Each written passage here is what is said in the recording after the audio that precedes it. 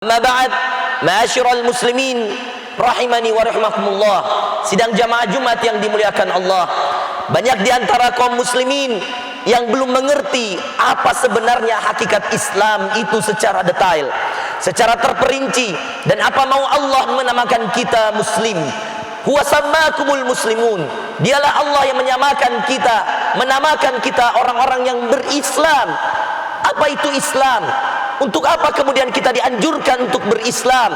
Islam secara dasar bahasa artinya penyerahan diri kepada Allah.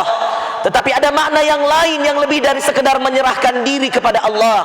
Al-Muslim, dalam hadis yang sahih kata Rasulullah sallallahu alaihi wasallam, Rasulullah menjelaskan al-muslim man salimal muslimun min lisanihi wa yadihi. Orang-orang muslim adalah orang-orang yang kemudian selamat darinya kezaliman lisannya dan kezaliman tangannya orang-orang yang berada di sekitarnya. Hari ini kita dikagetkan dan betul-betul dikhawatirkan dengan adanya bom, dengan adanya penyerangan di kantor polisi, dengan banyaknya kejadian-kejadian terorisme yang sama sekali tidak menunjukkan syariat Islam. Allah Subhanahu wa taala menegaskan tentang diutusnya seorang nabi yang akhirnya menjadi panutan kita, teladan kita, tentang diutusnya nabi terbaik sepanjang zaman, nabi yang paling Allah cintai, kekasihnya sepanjang hayat, dan orang yang paling mulia di sisi Allah.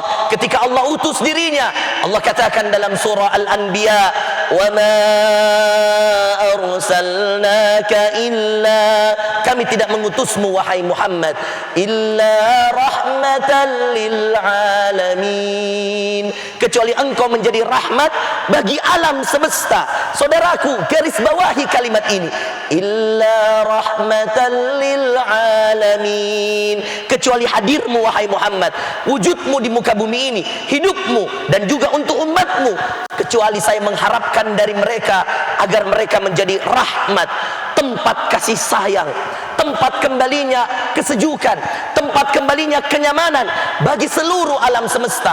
Allah tidak mengatakan rahmatan lil muslimin, rahmat bagi orang-orang berislam saja, tidak, tetapi agama Islam menjadi agama yang diridhai oleh Allah agar mereka menjadi rahmat bagi semua orang-orang yang ada di sekitarnya, bagi semua makhluk yang ada di sekitarnya. Jangankan manusia, saudara sekalian, jangankan manusia yang rukuk dan sujud kepada Allah.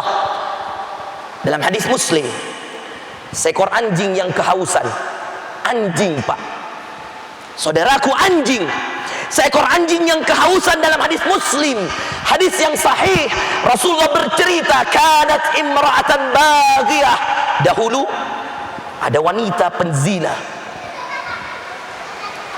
yang suka berbuat fahisyah. Dia mendekati sebuah danau, kata Rasulullah sallallahu alaihi wasallam. Lalu ketika dia mendekat kepada danau tersebut, dia melihat seekor anjing menjulurkan lidahnya. Dengan mata yang sayup-sayup, anjing tersebut mendekati wanita tersebut, dan wanita tersebut seketika faham bahwa anjing ini sedang kehausan. Dilepaskanlah sepatunya, menunduklah dirinya, lalu diambillah sedikit demi sedikit air yang ada di danau tersebut, diberikannya lah kepada seekor anjing yang kehausan tersebut. Diambil beberapa kali sampai anjing tersebut kenyang dan hilang dahaganya. Kata Rasulullah sallallahu alaihi wasallam dalam penutup hadisnya, Rasulullah lalu mengatakan, dengan amalan itu, dengan perbuatan itu, dengan kasih sayang itu, Allah ampuni semua dosanya. Agama ini tentang rahmat. Makanya dua nama yang selalu Allah ikutkan di setiap surah di dalam Al-Quran, kecuali At-Taubah, Allah selalu ikutkan namanya yang sangat banyak. Asmaul Husna Allah itu banyak. Di dalam hadis Tirmidzi dikatakan 99 nama ditambah 1. Dalam hadis yang lain, dalam beberapa perkataan para ulama, nama Allah begitu banyak, tetapi yang selalu diikutkan Allah dengan namanya Allah di setiap surah di dalam Al-Quran, dua nama, saudara, yang kedua-duanya berasal dari suku kata yang sama, Rahman, Rahim. Keduanya berarti pengasih, penyayang, dari suku kata rahimah.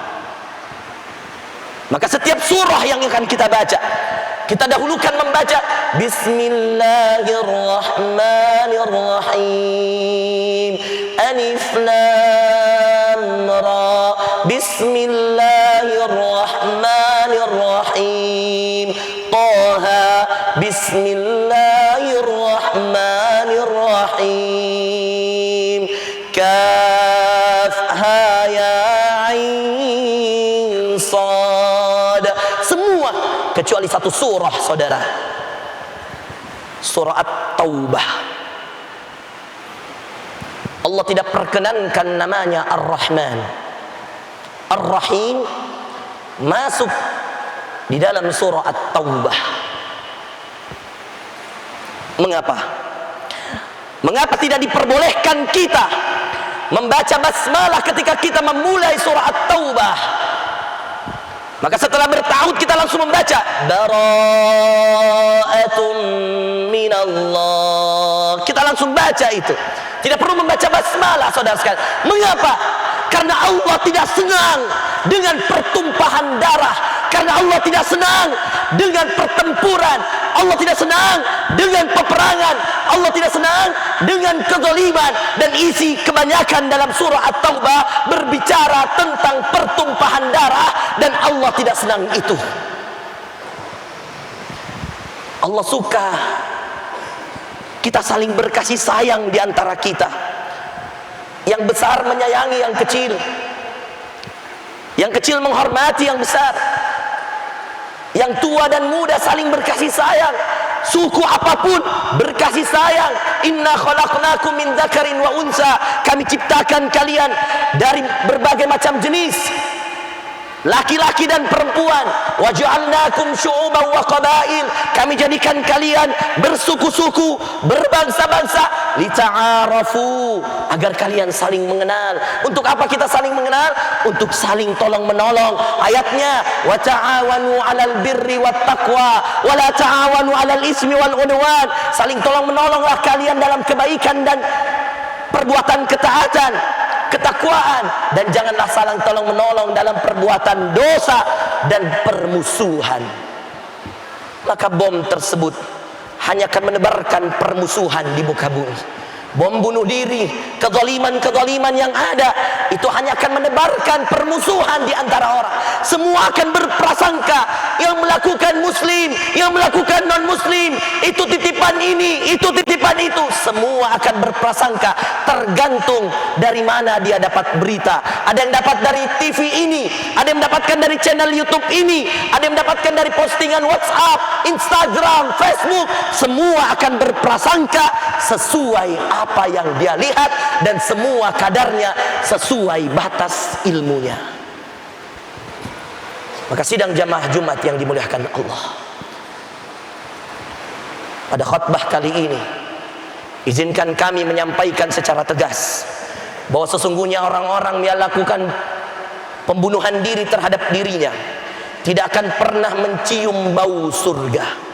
Orang-orang yang melakukan pembunuhan diri terhadap dirinya, menzalimi dirinya, tidak akan pernah mencium bau surga, dan ini ditegaskan oleh Rasulullah sallallahu alaihi wasallam. Maka jangan sampai diri kita, keluarga kita, anak-anak kita termasuk orang-orang yang gampang didoktrin oleh oknum-oknum yang mengatasnamakan Islam, padahal dia sama sekali tidak mencerminkan Islam, karena Islam tidak pernah mengajar itu. Jangankan manusia, nyawa manusia, nyawa anjing saja ditolong, Allah ampuni dosa-dosanya. Karena bagi Allah, satu darah manusia di muka bumi ini begitu berharga di sisi Allah. Tidak akan pernah ada yang bisa menginjakkan kakinya ke surga kalau dia menzalimi, apalagi menumpahkan darah manusia yang diciptakan oleh Allah. Barakallahu li wa lakum fil Qur'anil azim, wa nafa'ni wa iyyakum bima fihi minal ayati wa dzikril hakim. Aqulu ma tasma'un wa astaghfirullah li wa lakum wa lisairil muslimina min kulli dhanb fastaghfiruhu innahu huwal ghafurul tawwabur rahim.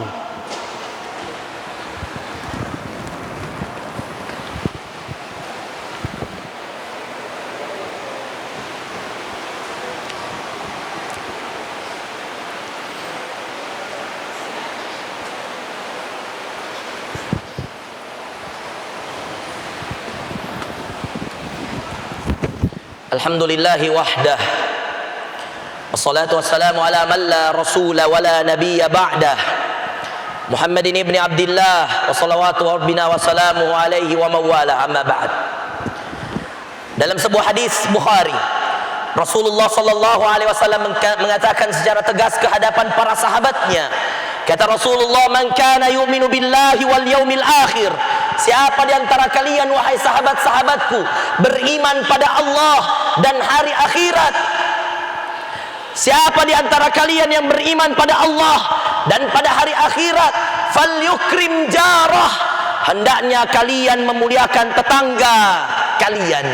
Tahukah kalian saudaraku bahwa di saat itu para sahabat Rasulullah sallallahu alaihi wasallam tidak ada di antara mereka kecuali semua di antara mereka memiliki tetangga-tetangga dari orang Nasrani, dari orang Yahudi yang menjadi tetangga-tetangga mereka. Lalu dengan tegas Rasulullah mengatakan, "Man kana yu'minu billah." Siapa di antara kalian beriman pada Allah wal yaumil akhir, percaya akan ada akhirat, muliakan tetanggamu. Seakan Rasulullah ingin mengatakan, muliakan orang Yahudi itu yang menjadi tetanggamu, muliakan orang Nasrani itu yang menjadi tetanggamu, karena meski agamamu berbeda, itu bukti keimananmu kepada Tuhanmu Allah. Dalam hadis yang lain, "Man kana yu'minu billahi wal yaumil akhir falyukrim dhaifah." Siapa yang beriman pada Allah dan hari akhirat, kata Rasulullah pada para sahabatnya, muliakan tamumu. Dan sahabat sangat mengerti bahwa tamu-tamu mereka kadang-kadang bukan hanya orang Islam saja, tapi kadang-kadang yang datang orang Yahudi, kadang-kadang yang datang orang Nasrani. Kalaulah Rasulullah menyuruh kita memuliakan tetangga, menyuruh sahabatnya memuliakan tetangga, memuliakan tamu, lalu dalam hadis yang lain Rasulullah mengatakan, "Man kana yu'minu billahi wal yaumil akhir falyakul khairan aw liyasmut." Siapa yang beriman pada Allah dan hari akhirat, hendaknya berkata yang baik atau lebih baik dia diam. Kalau memuliakan tetangga, memuliakan tamu, mengatakan perkataan yang baik atau diam, itu menjadi syarat keimanan kita pada Allah dan hari akhirat. Mana ada ajaran, siapa yang berani mengatakan bahwa Islam menyuruh orang-orang untuk mengebom, Islam menyuruh orang untuk menghancurkan agama lain, menyuruh orang untuk menzalimi agama lain? Kalau tetangga saja dimuliakan, kalau ucapan saja ditahan agar ucapan itu menjadi baik, ajaran Islam yang mana yang menyuruh kita untuk membunuh agama lain, saudara? Tidak ada. Dan itulah yang salah difahami oleh orang-orang yang mengaku cinta kepada Islam, tapi sebenarnya dia telah mencoreng, menjelekkan nama Islam itu. Karena Islam pada hakikatnya adalah rahmatan lil alamin, agama rahmat. Allah pilih nama Ar-Rahman, Ar-Rahim di setiap surahnya, agar setiap kali Anda membaca kisah, meski itu kisah Fir'aun, meski itu kisah Abu Lahab, Bismillahirrahmanirrahim, tabbat yada abi lahabin wa tab. Celakalah tangannya Abu Lahab, dan sungguh celakalah dia. Meski Anda membaca kisah-kisah orang terburuk di dunia, Fir'aun yang mengaku Tuhan, Abu Lahab yang ingin membunuh Rasulullah, Allah mengajarkan kita untuk memulai surah-surah itu dengan Bismillah, dengan menyebut nama Allah, Ar-Rahman yang maha pengasih, Ar-Rahim yang maha penyayang. Agar apa? Ketika engkau membaca, engkau dipenuhi rasa kasih sayang. Semoga khutbah kali ini mencerahkan kita semua yang hadir.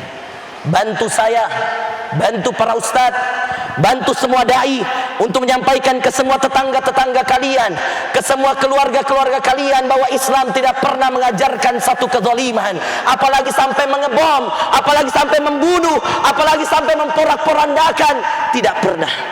Islam adalah agama yang rahmatan lil alamin.